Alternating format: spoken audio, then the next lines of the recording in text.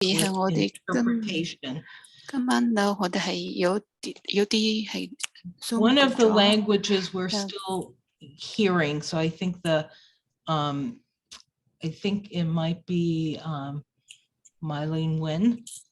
We're hearing someone come over. No, that was Mandarin. Oh, okay, sorry. Okay, so today, and we Yeah, thank you yeah. for wading through those challenges with setting up the interpreters. Today is our 2023 performance contract community input meeting, and we hold these annually. My name is Lisa Kleinbub, and I'll be presenting today, as well as Ronke Sodipo. I'm the executive director here at Regional Center of the East Bay, and Ronke is our director of case management. The performance contract is something that we are required by the contract with the Department of Developmental Services to complete and develop through a public process. This year, the department is moving from a process of doing it on a calendar year to a process of doing it on Forgive, but the Cantonese is speaking to the wrong channel. Yeah. The department is transitioning from doing these calendar years. So we would usually be just doing a contract now for calendar year 2023. But right now we're going to submit a performance contract to cover an 18-month period from January 1st of 2023 through June 30th of 2024. And after this period of transition, the performance contract is going to return to a 12-month period, but based on our fiscal year, so from July through June. We're required to develop our annual objectives with meaningful participation with our local community. We're required to conduct at least one public meeting, and we may hold a second one because of our translation issues this afternoon. But we want people to provide input on our objectives, and we also want to collect information through surveys and allowing people to contribute on Write to Us to get additional feedback on our objectives. This year, we will actually be adding some new performance measures. In 2021-22, the Department of Developmental Services developed regional center performance measures.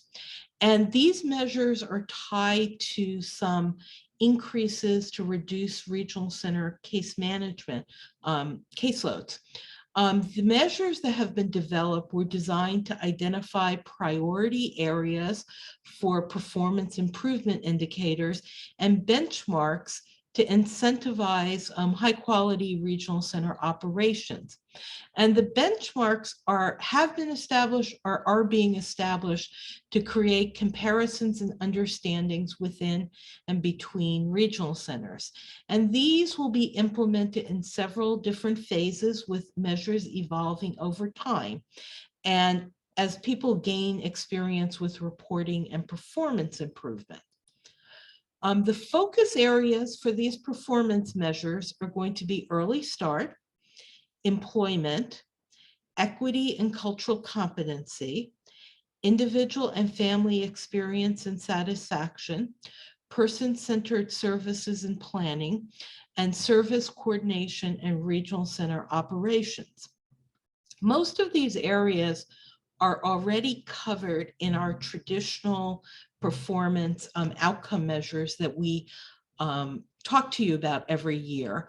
And we expect that some of them will transition into these new measures. The format for the new measures and how things are going to be provided as feedback to the community haven't all been finalized yet. And so we expect that sometime as they get finalized in conjunction with the department, we will have additional meetings to share those measures. But I can give you an example in the area of individual and family experience and satisfaction. There is a plan to develop a survey, a satisfaction that all regional centers will use that has similar measures so that things can be compared across the entire state.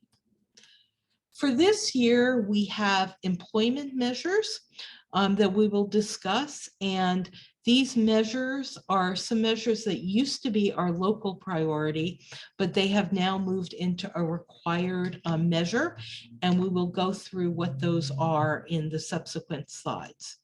We also are required to have disparity measures to measure our progress in reducing disparities and improving equity and purchase of service expenditures. These measures rely both on purchase of service data, and they also rely on some national core indicator measures that are done on a 3-year cycle of surveys of individuals. And we could develop local public policy measures. We have